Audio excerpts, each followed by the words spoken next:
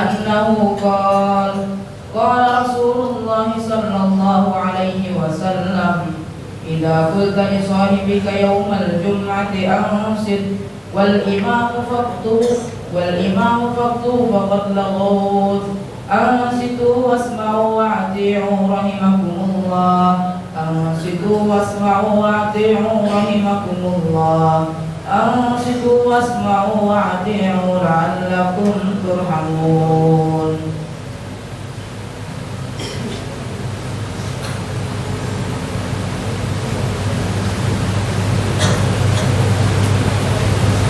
اللهم صل على سيدنا محمد اللهم صل على سيدنا محمد اللهم صل على سيدنا محمد وعلى آل سيدنا محمد. اللهم قو الإسلام من المسلمين والمسلمات والمؤمنين والمؤمنات وانصرهم على معاند الدين واختم لنا بالخير ويا خير الناصرين برحمتك يا أرحم الراحمين.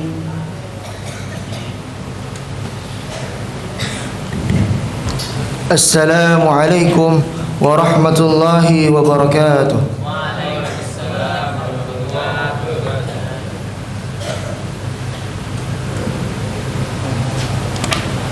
الله أكبر الله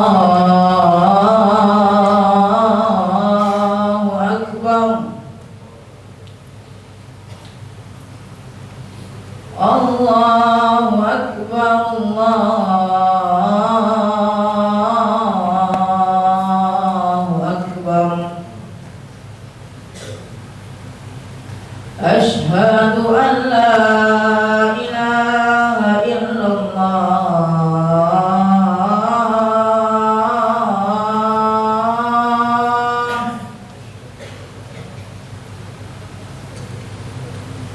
أشهد أن لا إله إلا الله.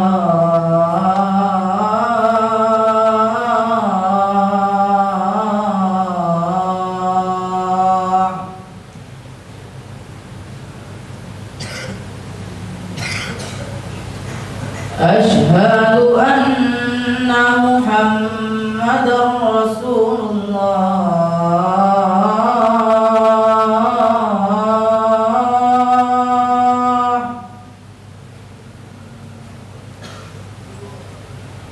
أشهد أن محمدا رسول الله.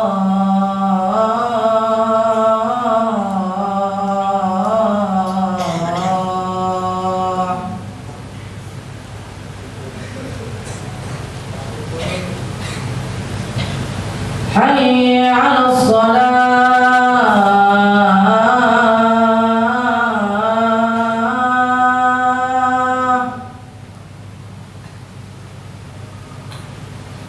حي على الصلاة.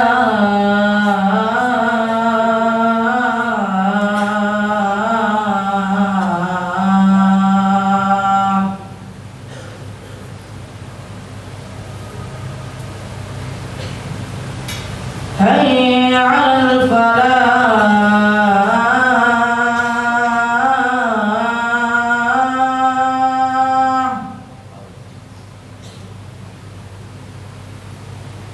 حي على الفلاح.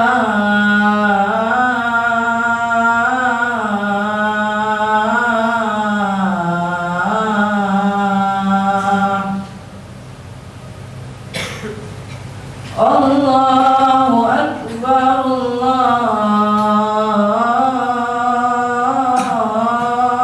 أكبر. لا إله إلا الله.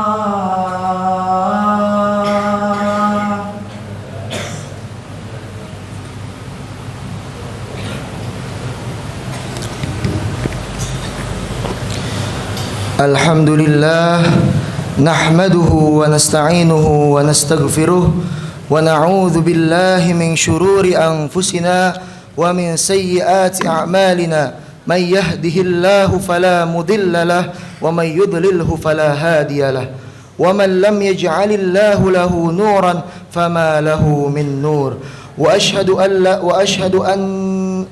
أن لا إله إلا الله وحده لا شريك له وأشهد أن سيدنا ونبينا محمدا عبده ورسوله لا نبي بعده اللهم صل وسلم وبارك على سيدنا محمد وعلى آله وصحبه ومن تبعهم بإحسان إلى يوم الدين أما بعد فيا عباد الله أوصيكم ونفسي بتقوى الله فقد فاز المتقون قال الله تعالى واعبدوا الله ولا تشركوا به شيئا وبالوالدين إحسانا وبذي القربى واليتامى والمساكين والجار ذي القربى والجار الجنب والصاحب بالجنب وابن السبيل وما ملكت أيمانكم إن الله لا يحب من كان مختالا فخورا. Hadirin jamaah salat Jumat yang dimuliakan oleh Allah Subhanahu wa taala, pesantren memiliki nilai dan orientasi filsafat hidup yang selalu mewarnai dan mendasari seluruh kehidupan kita. Hal tersebut berjumlah 5 hal sehingga disebut panca jiwa, yaitu ikhlas, sederhana, mandiri, ukhuwah, dan kebebasan. Kelima hal ini sangat penting dan mewarnai corak pesantren sedemikian rupa sehingga seakan menjadi keunikannya tersendiri. Yang pertama adalah ikhlas. Artinya suasana kehidupan pesantren didasari oleh semata-mata karena Allah Subhanahu wa taala dan membersihkan hati dari riya. Orang yang ikhlas melakukan sesuatu bukan karena orang lain, tetapi karena Allah. Energi yang dipancarkan oleh orang ikhlas begitu besar, karena ia akan terus berbuat baik dilihat oleh orang lain maupun tidak, baik dipuji oleh orang lain maupun tidak, bahkan andai pun dicaci maki, ia akan tetap berbuat sekalipun tidak ada keuntungan langsung yang dirasakan. Hatinya akan menyandarkan dirinya kepada Allah. Seorang kiai mengajar dengan disiplin walaupun tidak ada orang yang akan menegur dan memperhatikannya. Seorang santri akan terus belajar walaupun tidak ada tes atau ujian yang akan dihadapinya.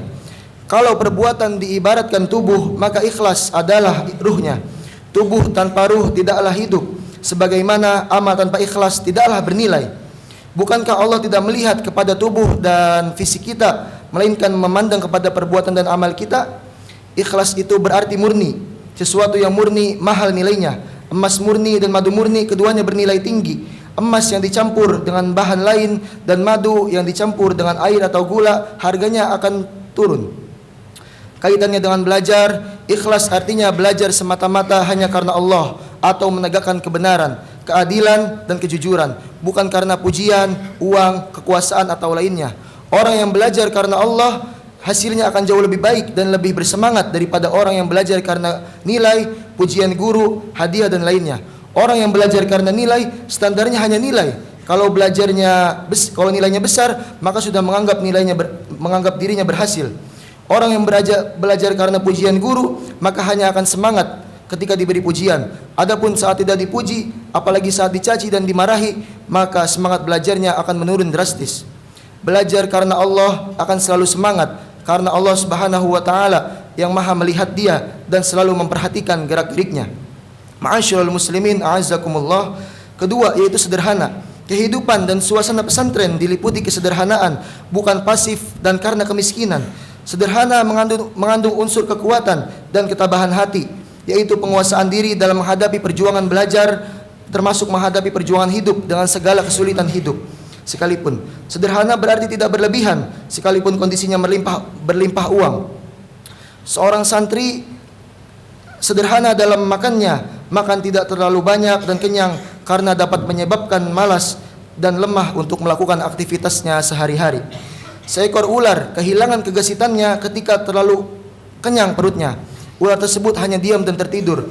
Bahkan andai pun diganggu, ular itu tidak dapat bergerak dengan cepat. Isi perutnya membebaninya. Sederhana juga berarti tidak mewah, sekalipun di rumahnya terbiasa makan lengkap, segala ada, maka di pesantren hendaknya mau makan apa adanya. Sederhana berarti pertengahan antara kekurangan dan kemewahan. pakaian, baju, dan penampilannya tidaklah berlebihan. Sederhana mengajarkan orang untuk bersikap qanaah, artinya ridho dengan Allah. Hatinya bahagia dengan ketentuan Allah, walaupun pahit. Perlu kiranya digarisbawahi bahwa qanaah bukan ridho dan menerima nasib apa adanya, namun ridho dengan ketentuan Allah sembari terus berjuang tanpa henti. Qanaah adalah merasa cukup sembari terus berjuang tanpa henti. Qanaah adalah merasa cukup setelah berikhtiar. Kalau merasa cukup tanpa ikhtiar namanya malas. Dalam belajar, kalau hasilnya belum optimal, maka hendaknya ditingkatkan semangat belajarnya lagi, diperbanyak waktu belajarnya dan menelaahnya, juga ditambah intensitas bertanya kepada gurunya. Urusan nilai serahkan semuanya kepada Allah. Ketiga, yaitu mandiri. Artinya santri sanggup menolong diri sendiri, santri mengurus kepentingannya sendiri dan bertanggung jawab atas dirinya sendiri. Santri dapat memilih sendiri kitab apa yang ingin dikajinya, kiai mana yang akan didatanginya untuk dipelajari ilmunya, dan kapan saja waktu yang tepat baginya untuk mempelajari ilmu tersebut. Santri yang ulet dalam mengaji akan lebih cepat dalam meraih ilmu. Santri mandiri, pesantren juga mandiri. Pesantren tidak menggantungkan hidupnya kepada bantuan dan belas kasihan orang lain, walaupun tentu saja tidak menolak bantuan dari manapun selama halal dan tidak mengikat. Landasan kemandirian ialah percaya kepada Allah sebagai Ar-Razzaq, yaitu Maha Pemberi rezeki, dan mengharapkan rezeki dari Allah Subhanahu wa taala. Rasulullah SAW adalah contoh sikap mandiri. Rasulullah sudah mandiri sejak remaja, yaitu dengan menggembalakan kambing penduduk Mekah dan mendapatkan upah atas kerjanya. Setelah dewasa, Rasulullah mandiri dengan berdagang dan menawarkan dagangan milik Khadijah. Rasulullah juga sangat menghargai kemandirian. Seseorang sahabat yang bekerja keras sehingga telapak tangannya kasar, malu saat bertemu dengan Nabi. Sahabat ini berusaha menyembunyikan tangannya yang keras dan kasar itu. Rasulullah tidak merendahkan sahabat ini, malah menciumnya dan mengatakan bahwa tangan yang bekerja atas pekerjaan yang halal adalah tangan yang tidak akan disentuh oleh api neraka. Bekerja halal adalah tangan yang tidak akan disentuh oleh api neraka. Mencari yang halal merupakan kewajiban bagi setiap muslim. Demikian pesan Nabi Muhammad SAW. Rasulullah pada sisi lain sangat mengecam tindakan meminta-minta, baik diberi maupun tidak. Wajah orang yang meminta-minta di hari kiamat akan dihinakan oleh Allah Subhanahu wa taala. Keempat, yaitu adalah ukhuwah. Kehidupan di pesantren diliputi suasana persaudaraan dan persatuan serta kebersamaan yang akrab. Persaudaraan dan kebersamaan ini begitu kuat sehingga ada istilah ulima biridohu, yaitu dimaklum. Santri berani memakai sendal santri lain tanpa izin dengan alasan pasti dimaklum. Santri saling mengenal sesamanya secara mendalam dan dianggap sebagai keluarga sendiri, saling memahami, saling membantu, saling menyayangi, dan saling melindungi, dijaga dan dilestarikan. Para ulama telah mencontohkan sikap persaudaraan ini, yaitu diantaranya adalah Syekh Ma'ruf Al-Qarhi. Salah seorang ulama misalnya, bila melihat orang yang berbuat maksiat, maka beliau mendoakan orang tersebut dan memohonkan rahmat Allah kepadanya. Hasan Al-Basri juga berkata, di antara tanda wali abdal ialah banyak menyayangi dan mengasihi orang-orang Islam.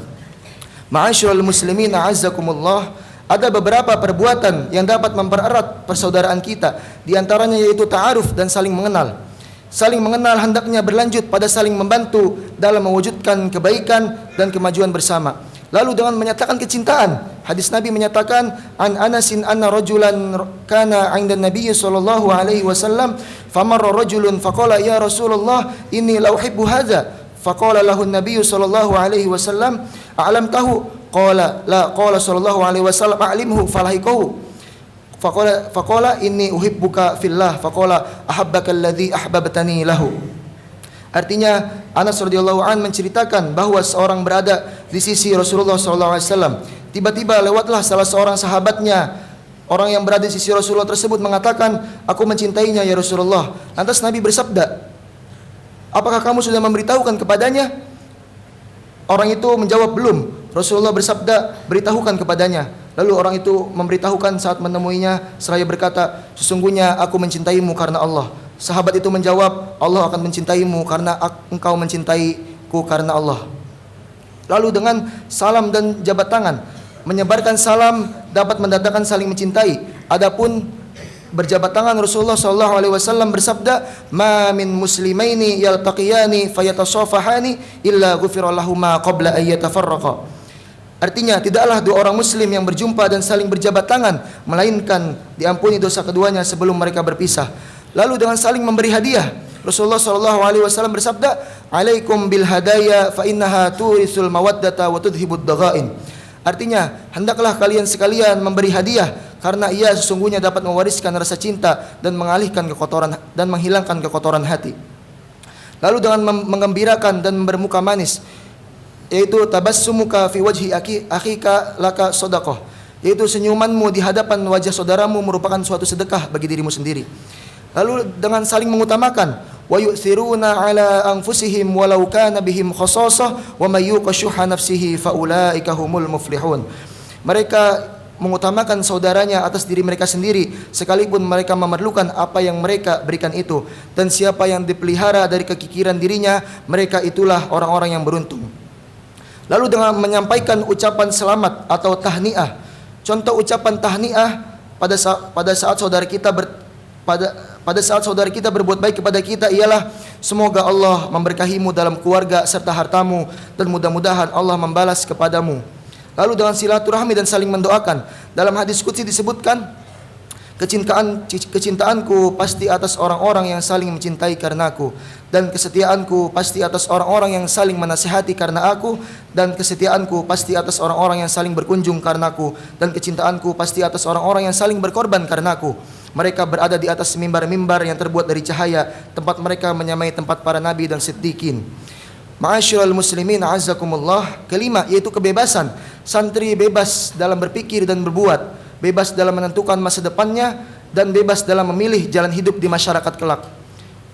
Para santri setelah terjun ke masyarakat menjalani profesi yang beragam, mulai dari penceramah, pengasuh pesantren, nelayan, petani, polisi, pegawai, insinyur, polisi dan TNI dan lain-lain, penulis.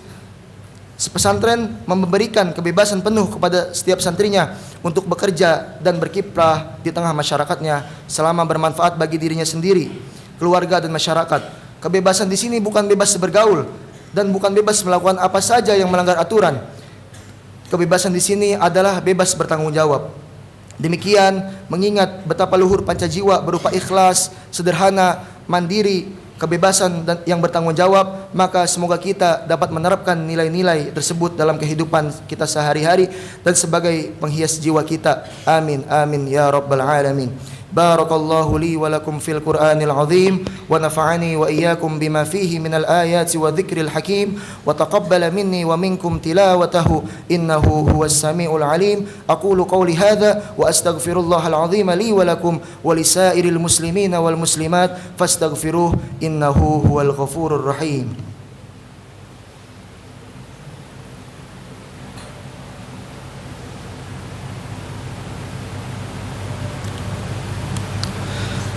Alhamdulillahi rabbil alamin wa bihi nasta'in ala umurid dunya waddin.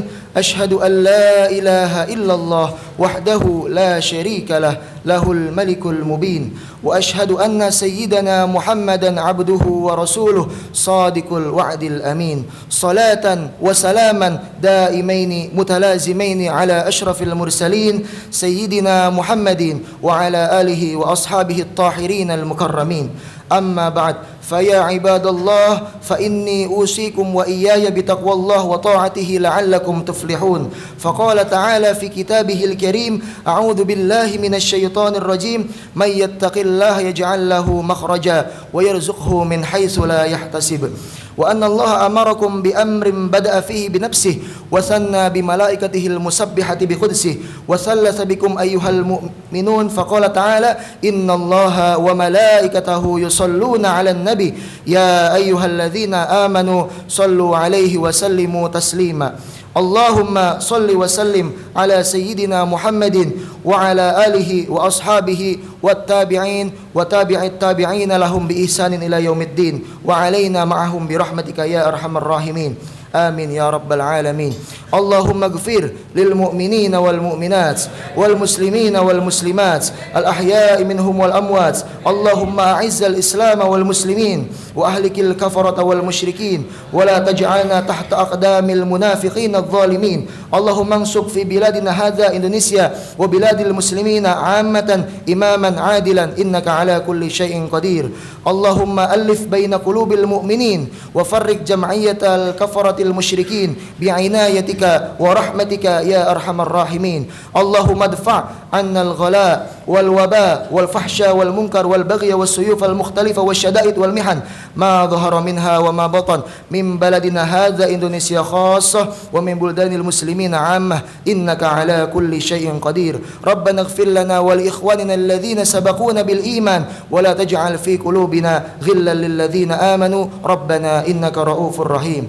عباد الله، إن الله يأمر بالعدل والإحسان وإيتاء ذي القربى وينهى عن الفحشاء والمنكر والبغي يعظكم لعلكم تذكرون.